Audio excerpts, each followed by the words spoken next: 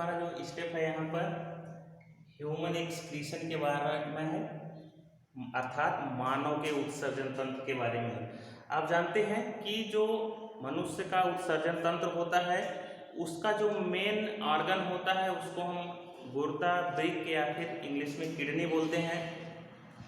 हमारे शरीर में दो गुर्दे डॉर्सल सरफेस पर अर्थात हमारे पीठ की तरफ डॉर्सल सरफेस पर दो गुर्दे स्थित होते हैं और इनका जो भार होता है वो लगभग 125 ग्राम के आसपास होता है और इनका जो साइज होता है लगभग 10 centimetre into 5 centimetre into 3 centimetre, इस रेशियो में इनका जो साइज होता है।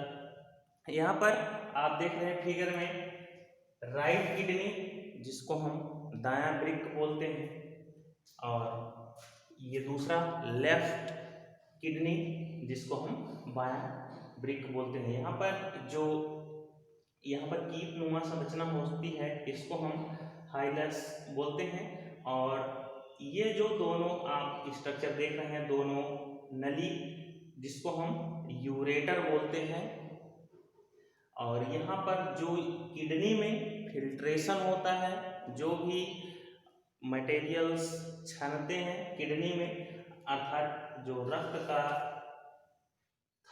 छानने का काम है वो यही किडनी करते हैं और इन किडनीज की वजह से जो भी फिल्ट्रेट होता है छानने के बाद जो भी वेस्ट प्रोडक्ट होता है अर्थात जो यूरिन होता है और यूरिन में तमाम प्रकार के वेस्ट प्रोडक्ट्स होते हैं, यूरिया, क्रिएटिनिन, कई प्रकार के जो उसमें वेस्ट प्रोडक्ट्स होते हैं, एक्स्ट्रा शुगर हो गया, कुछ आयंस हो गए, सोडियम, पोटेशियम, तमाम प्रकार के जो वेस्ट प्रोडक्ट्स होते हैं जो हमारे शरीर के लिए हानिकारक होते हैं उनको छानकर इस यूरेटर के माध्यम से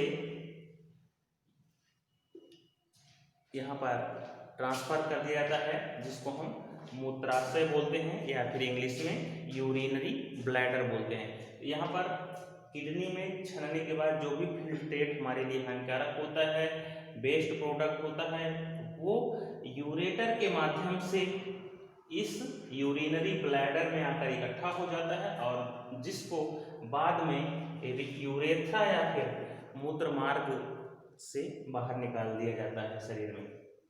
तो यहाँ पर अगर हम बात करें कि जो किडनी की आंतरिक संरचना है उसमें जो मेन फंक्शनल यूनिट होती है, जो कार्यात्मक इकाई होती है उसको हम नेफ्रॉन बोलते हैं।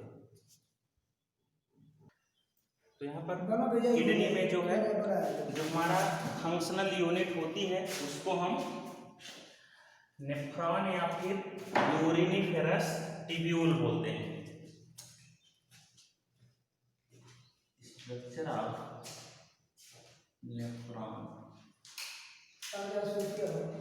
Structure of nephron. तो यहाँ पर जो फंक्शन कार्य करने की जो क्षमता होती है किडनी में वो किस में होती है, जो नेफ्रॉन्स होते हैं उनमें होती है। बहुत सारे नेफ्रॉन्स होते हैं किडनी में और वही जो है काम करते हैं। लगभग 1 से 1.5 मिलियन तक नेफ्रॉन्स किडनी में पाए जाते हैं और यही जो है फिल्ट्रेट को छानने का काम करते हैं, फिल्ट्रेशन का काम ये नेफ्रॉन्स करते हैं। तो आइए हम देखते हैं कि जो नेफ्रॉन होता है हमारा जिसको हम किडनी की फंक्शनल यूनिट बोलते हैं, काफ़ी क्वेश्चन ये बार बार पूछा जाता है कि गुर्दे या फिर वृक्क की कार्यात्मक इकाई क्या होती है, तो आपका आंसर होगा नेफ्रॉन या फिर यूरिनिफेरस ट्यूब्यूल। तो इसके स्ट्रक्चर के बारे में हम बात करते हैं तो मुख्य रूप से 4 पार्ट इसमें होते हैं, 4 पार्ट में इसको हम डिवाइड कर सकते हैं।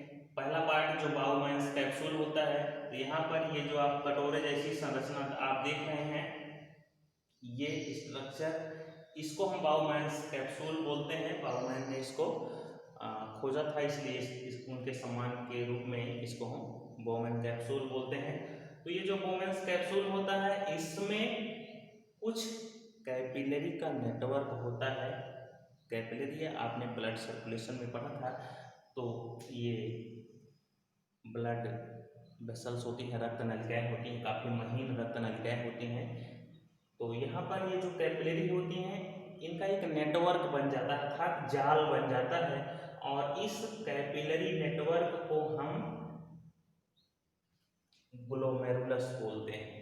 ये जो संरचना आप देख रहे हैं, ये नेटवर्क आप देख रहे हैं जालनुमा संरचना, इसको हम ग्लोमेरुलस बोलते हैं। यही जो ग्लोमेरुलस है ये फिल्ट्रेट को छानने का काम करता है। अभी आप आगे यूरिन फॉर्मेशन पढ़ेंगे, मूत्र निर्माण की प्रक्रिया, तब वहाँ पर आप इसके फंक्शन को अधिक डिटेल में जान पाएंगे। नेक्स्ट है कन्वोल्यूटेड टिब्यूल। तो यहाँ पर ये जो आप ब्लैक स्ट्रक्चर देख रहे हैं, कुंडलित रचना देख रहे हैं, इसको हम कन्वोल्यूटेड टिब्यूल बोलते हैं या फिर कुंडलित नलिका बोलते हैं। इसको हम दो पार्ट्स में डिवाइड कर सकते हैं, एक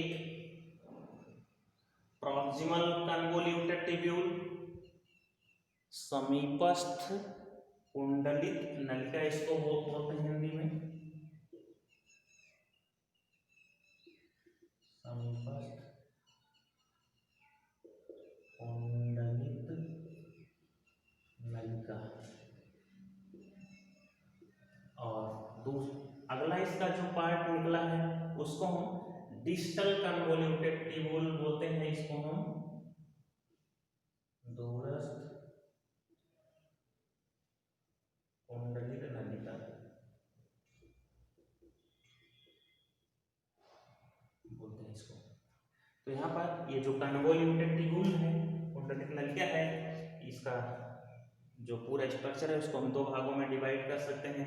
पहला है प्रॉक्सिमल कन्वोल्यूटेड टिब्यूल अर्थात समीपस्थ कुंडलित नलिका, जो कि बोमैंस कैप्सूल के पास में स्थित होती है, इसको हम प्रॉक्सिमल कन्वोल्यूटेड टिब्यूल बोलते हैं। और इसका जो नेक्स्ट एंड होता है दूसरा, उसको हम डिस्टल कन्वोल्यूटेड टिब्यूल के रूप में जानते हैं। और थर्ड पार्ट इसका हेनले लूप है, या लूप ऑफ हेनले भी इसको हम लिखते हैं। तो हेनलेज लूप, ये जो स्ट्रक्चर आप देख रहे हैं ये हेनले का लूप, हेनले लूप, और इसको भी हेनले लूप को भी हम दो पार्ट्स में डिवाइड करते हैं।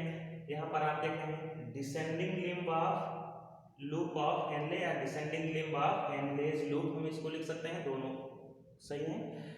और नेक्स्ट है ascending limb of Henle's loop. तो ये हेनले लूप और कन्वोल्यूटेड टिब्यूल, इसको जो है दो पार्ट्स हैं, इन पार्ट्स के नाम आपको याद रखना है। जो कन्वोल्यूटेड टिब्यूल है उसमें पहला पार्ट है प्रॉक्सिमल कन्वोल्यूटेड टिब्यूल, और जो उसका अंतिम दूसरा पार्ट है उसको हम डिस्टल कन्वोल्यूटेड टिब्यूल बोलते हैं। ठीक इसी प्रकार से ये जो हेनलेज लूप है, हेनले का लूप है, उसको भी हम दो पार्ट्स में डिवाइड करते हैं। पहला है descending limb of Henle's loop, और नेक्स्ट है ascending limb of Henle's loop. और फिर नेफ्रॉन का अगला नेक्स्ट चौथा पार्ट है कलेक्टिंग डक्ट। ये स्ट्रक्चर आप देख रहे हैं, इसको हम कलेक्टिंग डक्ट बोलते हैं। ये जो कलेक्टिंग डक्ट है ये कन्वोल्यूटेड टिब्यूल अर्थात कन्वोल्यूटेड टिब्यूल का जो अंतिम सिरा है वो डिस्टल कन्वोल्यूटेड टिब्यूल कहलाता है।